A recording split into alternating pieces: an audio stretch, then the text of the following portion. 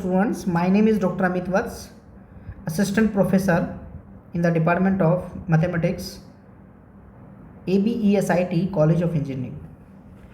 Dear students, इस lecture में हम nth टाइम डिफरेंशिएशन करेंगे using partial fraction.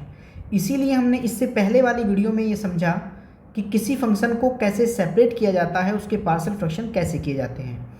Partial fraction बहुत ही इंपॉर्टेंट टॉपिक है क्योंकि बहुत जगह पे यूज किया जाता है लाप्लास निकालने में, डिफरेंशियल इक्वेशन को सॉल्व करने में। कोई भी ट्रांसफॉर्मेशन हमें करनी हो तो पार्शियल फ्रैक्शन एक इम्पोर्टेंट रोल रखेगा। यहाँ पर जो मेरे पास फंक्शन है y = 1/(x-1) x-2, मुझे उसका yn पता करना है। अगर मैं उसका yn पता करना चाहता हूँ तो उसके लिए सबसे पहले मुझे इस फंक्शन को, जो फंक्शन मुझे दिया है, उसको मुझे सेपरेट करना पड़ेगा, अलग अलग करना पड़ेगा। तो उसको अलग अलग करने के लिए मैंने क्या किया कि y जो फंक्शन मुझे दिया है वो 1/(x-1) और x-2 की फॉर्म में है। हम चाहें तो a/(x-1) + b/(x-2) करके पार्शियल फ्रैक्शन कर सकते हैं, लेकिन वहीं पे जब मैंने आपको सॉल्व कराया था, मेथड बताया, तो इसका एक शॉर्टकट भी आपको दिया। तो आप इस फंक्शन को ऐसे लिख सकते हैं कि x-2 को ऊपर आपने एक साथ लिखा और नीचे x-1 हो जाएगा, प्लस 1/(x-1) को आपने अलग लिखा, अपॉन में x-2 हो जाएगा। पहले वाले फैक्टर में यहाँ पर चूँकि ये फैक्टर x = 1 दे रहा है, तो स्टूडेंट आप इसके अंदर x की जगह पे 1 रख सकते हैं और इसके अंदर आप x की जगह पे 2 रख सकते हैं। तो जब आप इसके अंदर x और 2 को रिप्लेस करेंगे तो ये पार्शियल फ्रैक्शन कुछ इस फॉर्म में आ जाएगा कि जब 1 यहाँ रख रहा हूँ तो -1/(x-1) और प्लस जब 2 यहाँ रख रहा हूँ तो 1/(x-2). तो ये कुछ इस फॉर्म में हो जाएगा। यानी इस पार्शियल फ्रैक्शन को हम ऐसे भी लिख सकते हैं कि x-2 और -1/(x-1). अब हमारे फंक्शन अलग अलग हो गए हैं क्योंकि ये y के बराबर है। अगर अब हमें इसका डिफरेंशिएशन करना है nth time with respect to x, तो उसकी हमने एक डेफिनेशन पढ़ी है कि अगर मान लीजिए मुझे एक डिफरेंशिएशन करना हो dn of 1/ax + b, अगर मुझे इस फंक्शन का n टाइम डिफरेंशिएशन करना हो तो ये डेफिनेशन होती है 1n a⁴n upon ax + b to the whole power n+1। लेकिन जो यहाँ डेफिनेशन में x होता है वो 1 पावर रखे, इसीलिए मैं यहाँ पर ये डेफिनेशन यूज़ कर रहा हूँ। तो अगर मुझे इसमें डेफिनेशन अप्लाई करनी है तो y का yn हो जाएगा। अगर मैं पहले वाले में देखूँ तो a की जगह पे चूँकि 1 है तो ये -1n फैक्टोरियल n हो जाएगा और अपॉन में होगा x-2 to the whole power n+1 और -1n factorial n upon ax + b यानी x-1 to the power n+1। थोड़ा सा और अगर सिंप्लीफाई करें तो -1 to the power n factorial n को कॉमन निकाला जा सकता है, 1/(x-2) to the power n+1 हो जाएगा, -1/(x-1) to the power n+1 हो जाएगा। तो इस तरीके से हम इसको डिफरेंशिएट कर सकते हैं और ये हमारा आंसर हो जाएगा। तो ऐसे हम अपनी प्रॉब्लम को सॉल्व कर सकते हैं। स्टूडेंट ध्यान दीजिए, अगर मैं इस प्रॉब्लम को और थोड़ा सा आगे बढ़ाना चाहता हूँ कि मैं इसे ये भी कहूँ कि मुझे yn की वैल्यू एट 0 पर चाहिए, तो इसका मतलब ये है कि मुझे इसमें x की जगह पे 0 रखना पड़ेगा। तो जो आंसर मैं लाया हूँ उसमें मैं पुट कर सकता हूँ x = 0, यानी yn एट 0 आ जाएगा।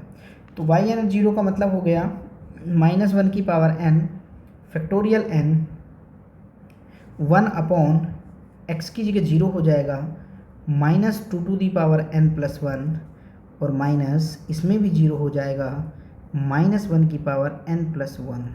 तो फिर मेरा आंसर ये हो जाएगा। तो जहाँ तक क्वेश्चन में आपसे पूछा जाएगा आप उसी तरीके से उसको बता सकते हैं। तो स्टूडेंट ये ऐसी प्रॉब्लम थी कि जो फंक्शन हमारे पास कुछ इस तरीके से आ गया था, जो मल्टीपल की फॉर्म में था फंक्शन के, रेशनल फंक्शन था, ऊपर भी एक पॉलिनोमियल नीचे भी एक पॉलिनोमियल, तो उसको हमने इस तरीके से सॉल्व किया है। एक और प्रॉब्लम लेते हैं स्टूडेंट। एक एग्जांपल है, find yn if y equals to x की power 3 upon x square minus 1। तो मेरी प्रॉब्लम ये है। अब स्टूडेंट मुझे चूँकि इसके लिए yn पता करना है, तो yn अगर मुझे पता करना है तो मेरे पास जो yn पता करने की डेफिनेशन है वो केवल 1 अपॉन ax प्लस b के लिए है, यानी 1 लीनियर होना चाहिए। यहाँ पे 2 डिग्री की पावर है। तो स्टूडेंट अगर मैं इस प्रॉब्लम को ऐसे सॉल्व करना चाहता हूँ तो मुझे इसके पार्शियल फ्रैक्शन करने पड़ेंगे, लेकिन नीचे की डिग्री 2 है और ऊपर की डिग्री 3 है। तो मैंने ऐसा समझा था इससे पहले कि जब भी ऊपर की डिग्री बड़ी हो जाती है, यानी f(x) की जो डिग्री है, डिग्री ऑफ f(x) अगर greater than degree of g(x) है, नीचे वाले फंक्शन की डिग्री से बड़ी है, तो तब हमें क्या करना होता था कि पहले हमें एक्स स्क्वायर माइनस 1 को x टू दी पावर 3 से डिवाइड करना पड़ेगा। तो जब मैं इसको डिवाइड करूँगा तो x टू दी पावर 3 को एक्स स्क्वायर माइनस 1 से डिवाइड करना पड़ेगा। तो पहली बार क्यूब बनाने के लिए मुझे x से मल्टीप्लाई करना पड़ेगा, तो x की पावर 3 हो जाएगा माइनस एक्स, माइनस और प्लस ये कैंसिल हो गए, तो ये x बचेगा। इसका मतलब ये रिमाइंडर हुआ। अभी इसको और डिवाइड मुझे इससे करना है, तो ये y equals to x plus x upon, और इसके फैक्टर किए जा सकते हैं x माइनस 1 और x प्लस 1, यानी जो y है वो x plus x upon X minus 1 और x प्लस 1 की फॉर्म में आ गया है।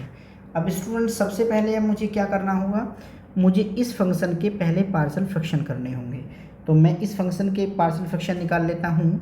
तो मैंने क्या किया कि x अपॉन में है x माइनस 1 और x प्लस 1, तो पार्शियल फ्रैक्शन निकालने के लिए x upon x plus 1 upon में x माइनस 1 कर लिया है, और plus x upon x minus 1 upon में x प्लस 1 कर लिया है। तो यहाँ पर अगर मुझे पार्शियल फ्रैक्शन निकालने हैं तो जैसा हमने पहले लॉजिक दिया था उसी तरीके से इसमें मुझे x की जगह पे 1 रखना होगा और इसमें मुझे x की जगह पे माइनस 1 रखना होगा। तो जब मैं इसके अंदर 1 रखूँगा तो 1 और 1/2, तो ये 1/2 x माइनस 1 हो जाएगा, प्लस जब मैं यहाँ पे माइनस 1 रखूँगा तो माइनस ये और माइनस 2 यहाँ से, तो ये भी 1/2 x प्लस 1 देगा। यानी अगर मैं देखूं जो मेरे पार्शियल फ्रैक्शन आए हैं वो कुछ इस तरीके से आए कि y equals to x plus 1/2 को मैंने कॉमन निकाल लिया। अब ये 1/x माइनस 1 हो जाएगा प्लस 1/x प्लस 1 हो जाएगा। तो यानी मैंने इस तरीके से उसके पार्शियल फ्रैक्शन को कर लिया है। अब हम डिफ्रेंशिएशन करेंगे। Differentiation nth time with respect to x के रेस्पेक्ट में डिफरेंशिएशन कर रहे हैं। तो y का डिफरेंशिएशन yn हो जाएगा, x का डिफरेंशिएशन क्योंकि एक बार में 1 होगा लेकिन दूसरी बार में 0 हो जाएगा, तो ये 0 हुआ, प्लस 1/2 माइनस 1 की power n factorial n upon x minus 1 to the power n plus 1 हो जाएगा, और plus minus 1 to the power n factorial n upon x plus 1 to the power n plus 1 हो जाएगा। तो इस तरीके से स्टूडेंट मैं इसे सॉल्व कर सकता हूँ। ये मेरा आंसर हो गया। लेकिन स्टूडेंट ध्यान दीजिएगा, एक इम्पॉर्टेंट बात यहाँ पे है, उसको ध्यान दीजिए आप, कि मैंने 1 टाइम में इसका डिफरेंशिएशन 0 नहीं किया है, मैंने 2 टाइम में इसका डिफरेंशिएशन 0 किया है। पहली बार में तो इसका डिफरेंशिएशन 1 होना है। इसका मतलब ये हुआ कि ये जो डेफिनेशन मैंने लिखी है ये n ग्रेटर देन 1 के लिए है, ये 1 के लिए फॉर्मूला नहीं है। अगर मैं 1 टाइम डिफरेंशिएशन कर रहा हूँ तो 1 टाइम डिफरेंशिएशन इसका ये नहीं आएगा। 1 टाइम डिफरेंशिएशन में यहाँ पे अभी 1 भी आना है, तो चूंकि उसका पहली बार में डिफरेंशिएशन 1 होगा और दूसरी बार में 0 होगा, तो इसलिए ये फॉर्मूला n इक्वल्स टू 2 के लिए बना है। तो मैं इसे n equals to 2 greater than 1 कह सकता हूँ, यानी 2 के लिए, 3 के लिए, 4 के लिए फॉर्मूला है, ये आंसर आ रहा है, लेकिन 1 के लिए ये आंसर नहीं है। 1 के लिए आंसर हो जाएगा तो इसकी जगह पे 1 आएगा और इस n की जगह पे भी 1 रिप्लेस कर दिया जाएगा। यानी अगर मैं आंसर चाहूँ n इक्वल्स टू 1 पर निकालना, तो मैंने n इक्वल्स टू 1 रखा। जब मैं 1 रखूँगा तो मेरा y1 आएगा, और y1 का मतलब यहाँ 1 हो जाएगा प्लस 1/2 इंटू इसकी जगह पे 1 होगा तो माइनस फैक्टोरियल 1 हो गया है अपॉन में ये x माइनस 1 का स्क्वायर हुआ, और प्लस ये भी माइनस 1 की पावर 1 हो जाएगी, ये भी फैक्टोरियल 1 होगा, और अपॉन में x प्लस 1 की पावर भी 2 हो जाएगी। यानी अगर मैं इसको थोड़ा सा और सिंप्लीफाई करूं तो जो y1 होगा वो 1 प्लस 1/2, दोनों से ही माइनस कॉमन आ रहा है तो मैं माइनस ही एक साथ लिख सकता हूं। तो माइनस अगर हम ले लें तो माइनस 1/2, और ये होगा 1 अपॉन x माइनस 1 का स्क्वायर, और प्लस हो जाएगा 1 अपॉन x प्लस 1 का स्क्वायर। तो तब ये आंसर होगा। ये n इक्वल्स टू 1 पर है और वो n ग्रेटर देन 2 के लिए है, n ग्रेटर देन 1 के लिए है, यानी 2, 3, 4, 5 up to and so on. तो इस तरीके से स्टूडेंट हम अपनी प्रॉब्लम को सॉल्व कर सकते हैं। एक और एग्जांपल लेते हैं स्टूडेंट। मान लीजिए कि y इक्वल्स टू है, y equals to 1 upon x square minus a square, then find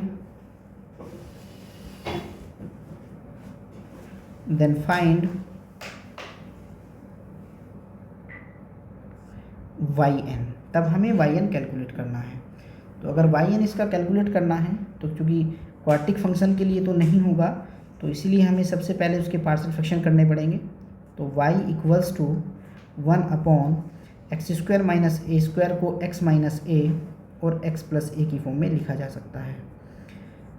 इसके पार्शियल फ्रैक्शन निकाल देते हैं। पार्शियल फ्रैक्शन हो जाएंगे 1 upon X plus A upon X minus a और plus 1 upon X minus A upon X plus A.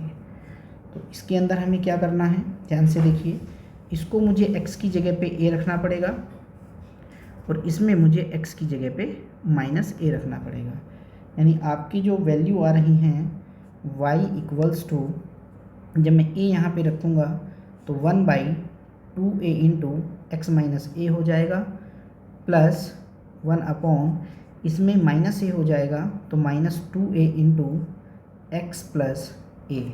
यानी y equals to, जो partial fraction आ रहे हैं 1/2a कॉमन आ जाएगा, 1 अपॉन एक्स माइनस ए और माइनस 1 अपॉन एक्स प्लस ए, वो कुछ इस फॉर्म में आएगा। अब ये हमारे पास y एक फंक्शन है जो सेपरेट हो गया है, पार्शियल फ्रैक्शन हो गए हैं। डिफरेंशिएट कर देते हैं। Now differentiation nth time with respect to x। तो y का डिफरेंशिएशन yn हो जाएगा equals to 1/2a minus 1 to the power n factorial n upon a की जगह पे 1 काम कर रहा है तो x minus a to the power n plus 1 हो जाएगा, और minus 1 to the power n factorial n upon x plus a to the power n plus 1 हो जाएगा। और सिंप्लीफाई करना चाहें 1/2 माइनस 1 की power n factorial n common आ रहा है, 1 upon X minus A n plus 1 और minus 1 upon X plus A n plus 1। तो इस तरीके से हम इसे सॉल्व कर सकते हैं स्टूडेंट। इससे नेक्स्ट वीडियो में हम ये समझेंगे कि अगर मान लीजिए कोई फंक्शन ऐसा है जिसके हम फैक्टर भी नहीं कर पा रहे हैं, लीनियर फैक्टर नहीं कर पा रहे हैं, तो उसे हम कैसे सॉल्व करेंगे। और उसमें कुछ और इम्पोर्टेंट प्रॉब्लम हैं जो एग्ज़ाम में 10 मार्क्स में पूछी जाती हैं। तो नेक्स्ट वीडियो बहुत इंपॉर्टेंट है। Thank you very much.